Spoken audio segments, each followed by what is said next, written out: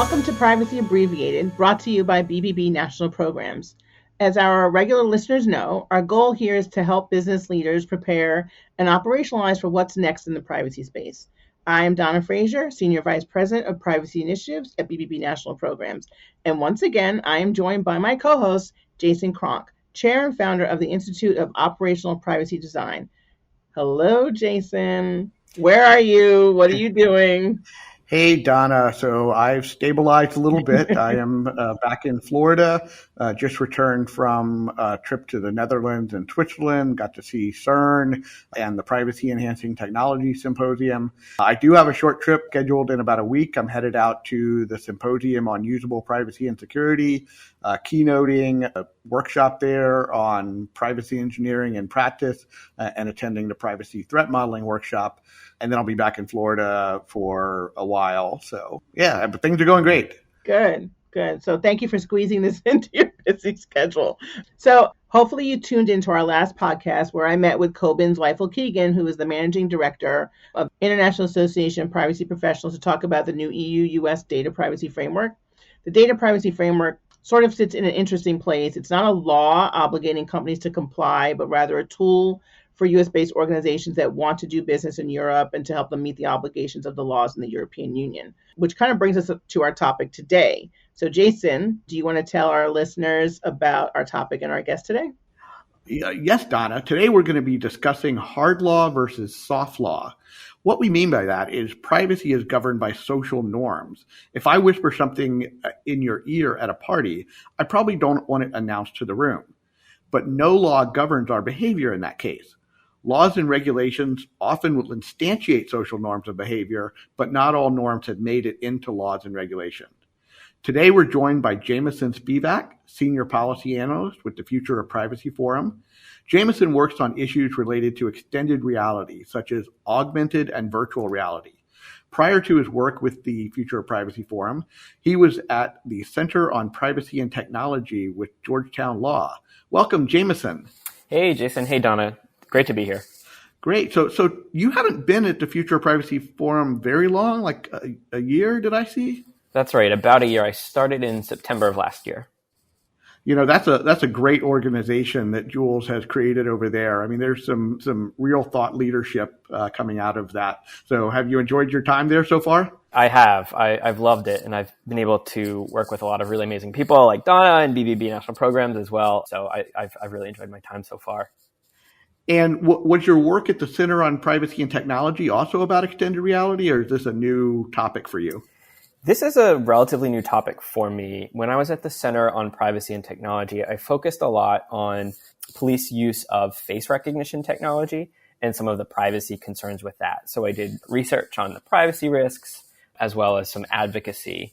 And so when I came to the Future of Privacy Forum, I had a little bit of a shift from focusing very specifically on police technology and government use of technology to more consumer facing and specifically immersive technologies. So like you mentioned, virtual and augmented reality, virtual worlds and gaming platforms, neurotechnologies, and other similar technologies. So that's been kind of a new and very interesting challenge for me. Wait, so are you telling me there's privacy issues with facial recognition by the police? Just kidding there. No one's talking about that. That ties into a little bit into our future topic. We're going to be talking about government purchase of commercial data. But today we are excited to talk about soft and hard law. Yep. Donna? So, Jameson, let's start with your specialty, right? So there aren't any AR, VR specific laws or regulations that I am aware of. So where are businesses looking for guidance on the privacy expectations of consumers in this space? Yeah, that's a really great point. So as you mentioned, there are not immersive tech specific regulations. And this is because immersive technologies like extended reality are relatively new in the mass market consumer context. To the extent that we have privacy laws in the US, they're not generally written with these kinds of technologies in mind, but this doesn't mean that they don't apply to immersive technologies. It just means that policymakers weren't necessarily considering them when they wrote these laws.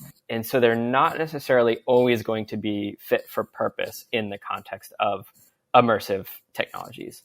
So in the absence of comprehensive federal privacy law or immersive tech-specific law, and given the fact that the current FTC has taken a more proactive role in asserting its enforcement authority, companies in the space are looking for guidance on best practices. They're looking at the FTC in the context of biometric technologies, in the context of youth privacy. They're looking at self-regulatory bodies like BBB national programs in CARU. And they're also looking at industry groups and civil society organizations to help develop best practices. That said, there's a lot of intersection between immersive technologies and things that are regulated. So as I mentioned, biometrics and children's safety and privacy. So companies that are trying to navigate this really complex environment and figure out things like, is it appropriate to use body-based data collected in XR to estimate a user's age for an age-appropriate design requirement?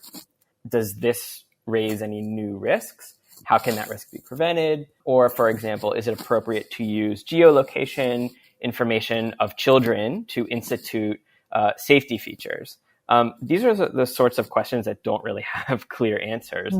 And to the extent that there is guidance from the FTC or from self-regulatory groups, it's not always clear if they necessarily map as easily onto immersive technologies as they do in other contexts. Right. So I think the challenge that you're pointing out is that right now we have all these sectoral laws like COPPA, like HIPAA, where AR and VR may apply, but there is nothing overarching with regards to laws or regs with regards to AR, VR across different practice areas. So are you aware of any organizations that are working on any models or standards of industry practices for privacy in the AR, VR space? Yeah. So once again, the novelty of this technology in consumer markets means that the self-regulation tends to kind of be more on the voluntary industry-led side of the spectrum of if we're thinking about the spectrum of self-regulation from softer to harder.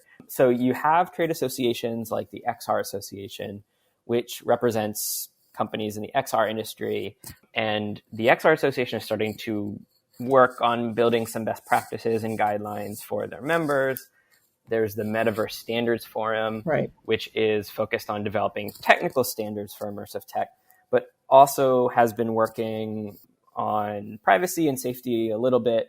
And then you have civil society organizations like XRSI, which is formerly the XR Safety Initiative, the XR Guild, the Responsible Metaverse Alliance, that seek to develop best practices. And also a plug for my own organization, FPF. We are doing the work of convening stakeholders in the space, such as industry, civil society, academics, and researchers, to start the conversation about developing best practices and trying to figure out how to operationalize some of the privacy principles like data minimization and purpose specification and purpose limitation, and trying to think through what does that look like in practice for immersive technologies.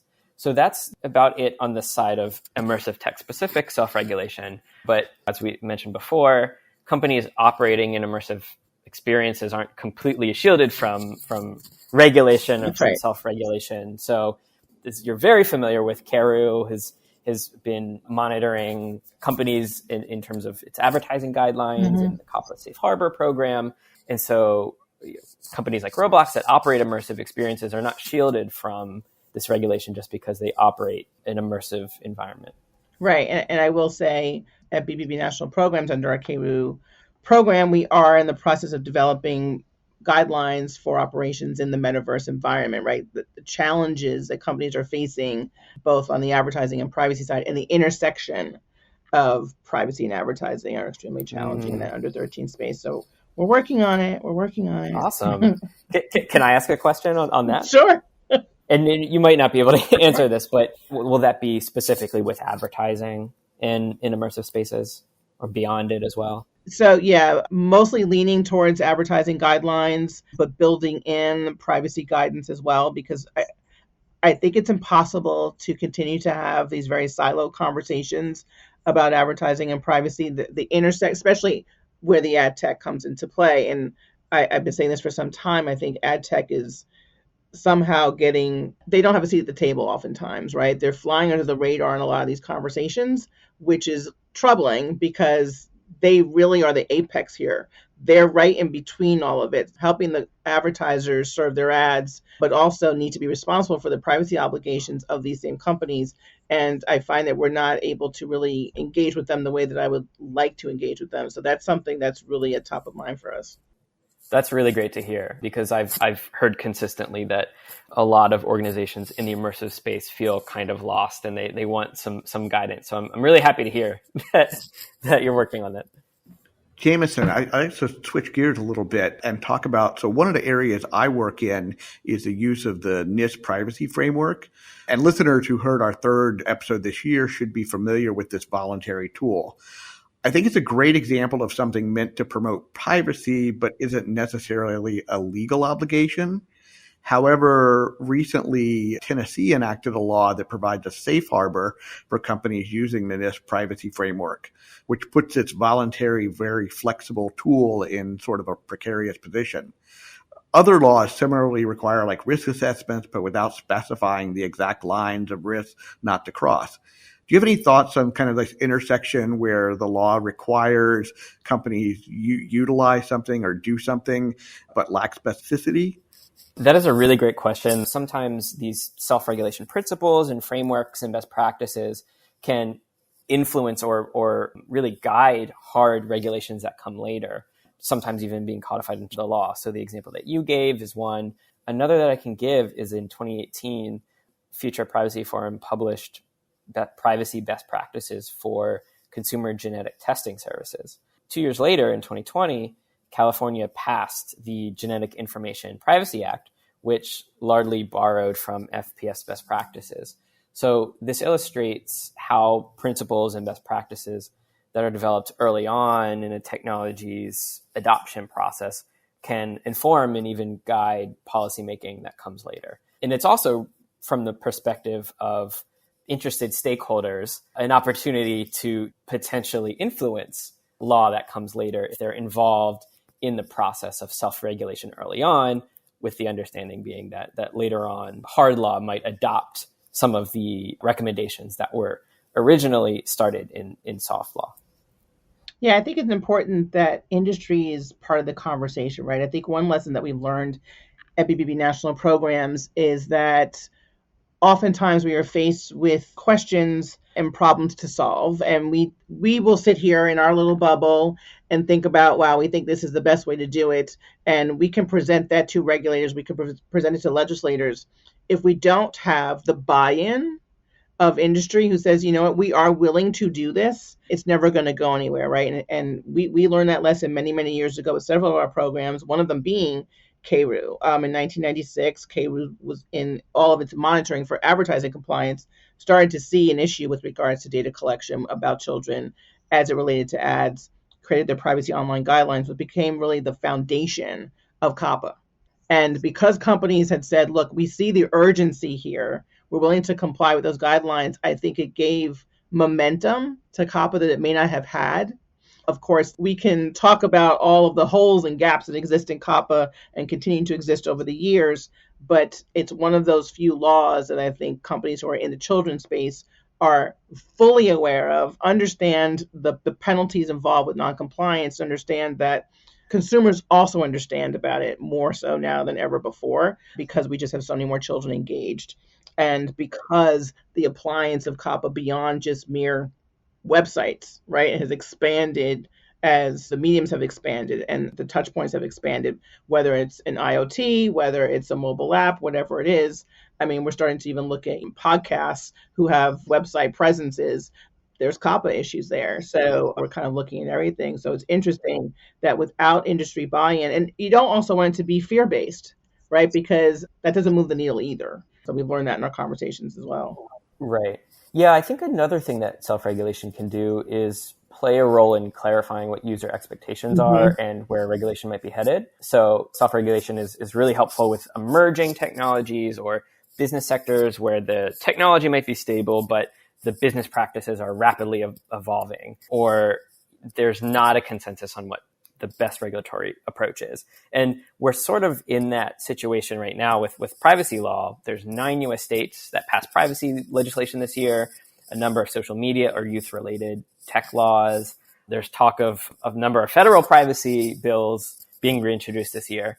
And so this is where I think self-regulation can play a role in clarifying what user expectations are, where regulation might be heading, because otherwise the companies are really uncertain about how they're going to be able to comply with all of these different laws, with the knowledge that there might be 3 more, next year, and trying to be able to harmonize all of those.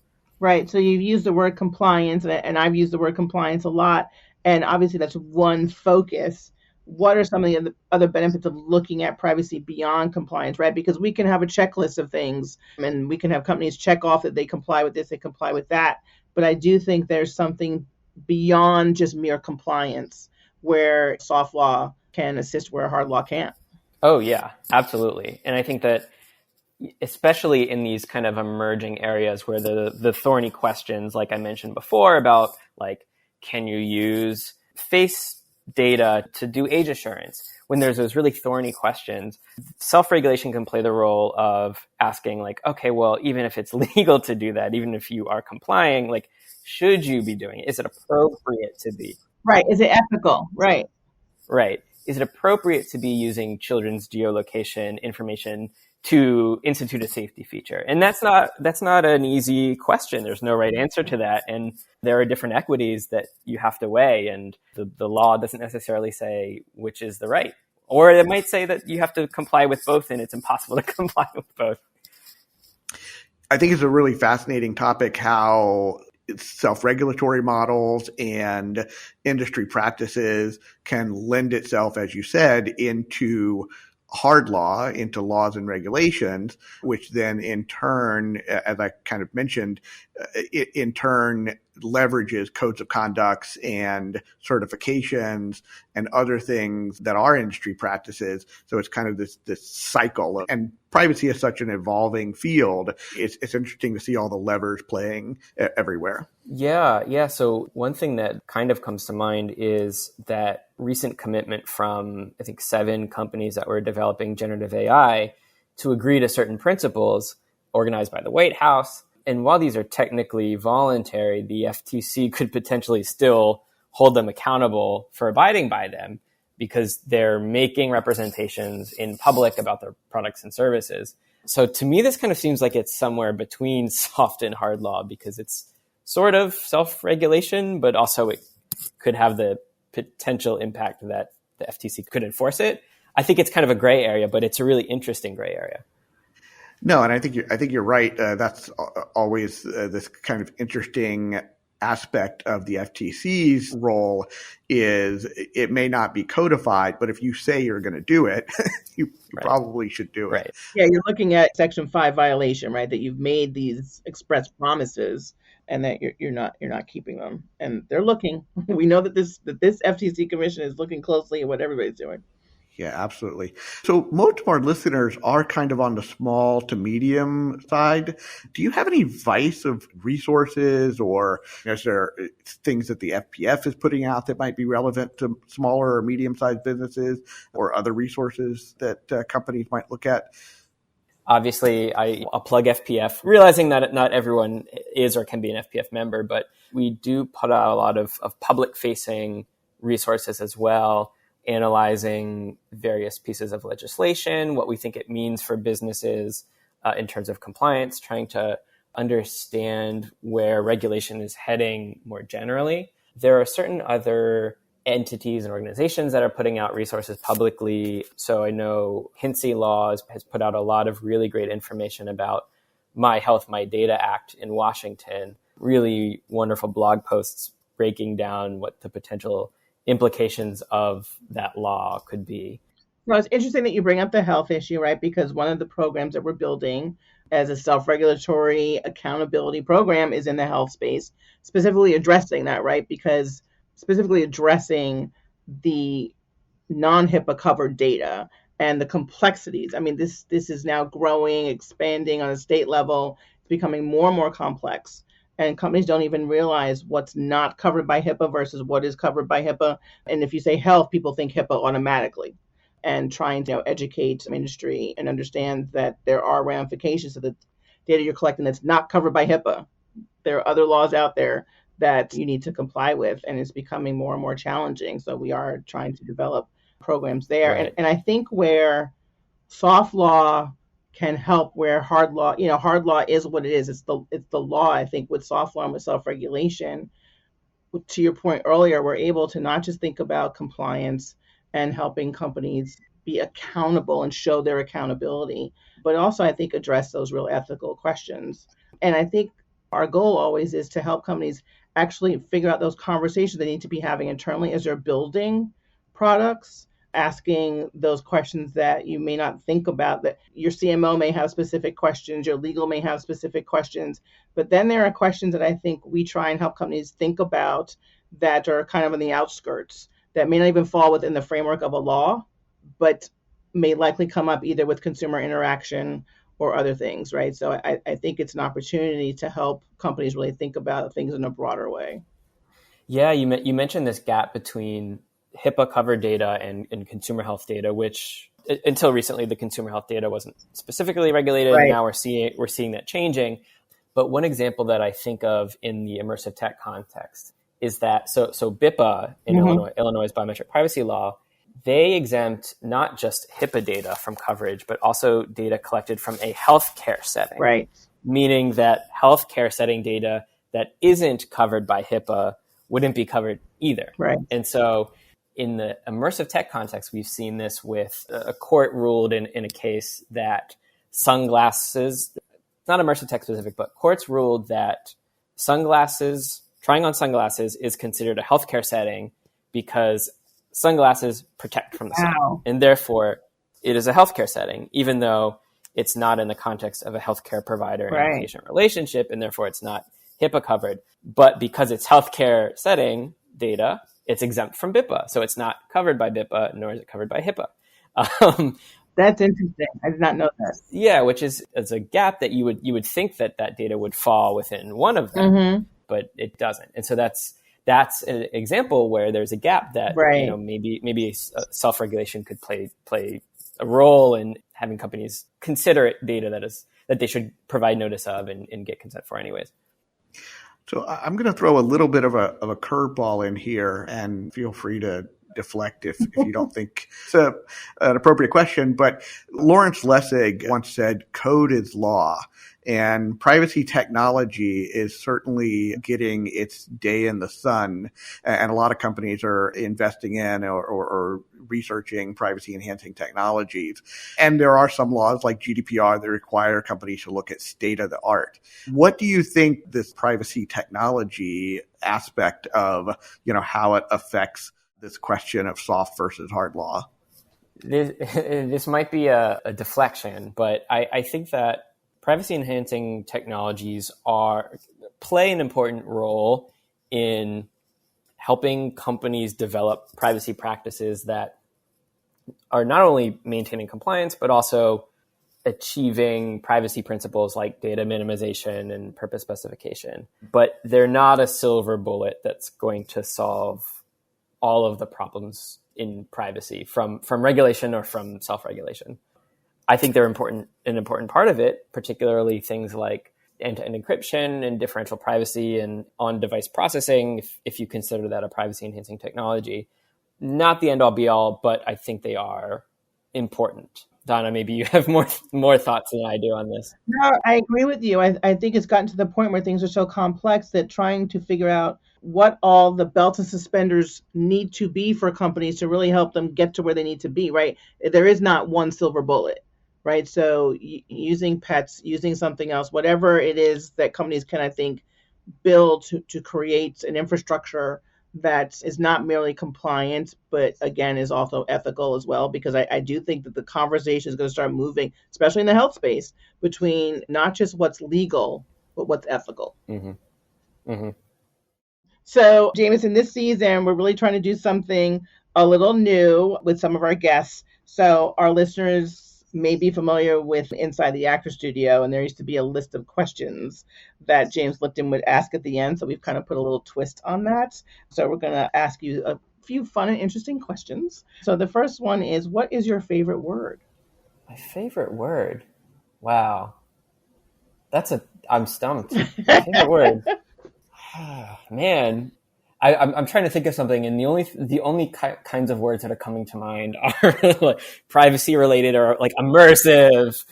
I feel like ever since I started at FPF on immersive technologies, the word immersive, I see it everywhere. So I wouldn't say it's my favorite word, but it is the word immersive or immersed or immersion. It's not my favorite word, but it is the word that comes to mind because I feel like I'm seeing it everywhere now that I am working on it. It's a good word. So if you thought that question stumped you, this one will surely do you in. What is your least favorite word? Moist is pretty bad. I think famously it's bad. That's a good one. What profession other than your own would you like to attempt? I would love to be a perfumer. Oh, interesting. I don't have the background. I think you have to have like a master's degree in chemistry, but maybe in another life. That would be nice. That's interesting. And what profession would you avoid at all costs? Probably like an accountant or something like that. Something math related or specifically accountant? Okay. So something like with hard numbers. Hard numbers, yeah. Yeah. You'd rather work with soft numbers, not hard numbers. Exactly. Touché, Jason. Last question. If any problem in the privacy landscape could be solved for tomorrow, what would you want it to be? Man, finding a model other than notice and choice for data collection, usage, and sharing. Mm-hmm. Great answers. Thank you so much. And thank you for joining us today, Jameson. Really good conversation. Yeah, absolutely. Thank you so much for having me. Yeah, thanks again, Jameson. It was wonderful chatting with you and getting to learn about your work there at the FPF and AR, VR stuff. Yeah, and for our listeners, we will be sure to point to resources you can find on the FPF website as well. So I appreciate everyone for listening to us today. As always, if you've missed any of our previous episodes, please check them out at accountabilitystudios.org, Apple Podcasts, or wherever you find your podcasts. And be sure to leave us a message and let us know what you'd like to hear next on Privacy Abbreviated. Thank you so much.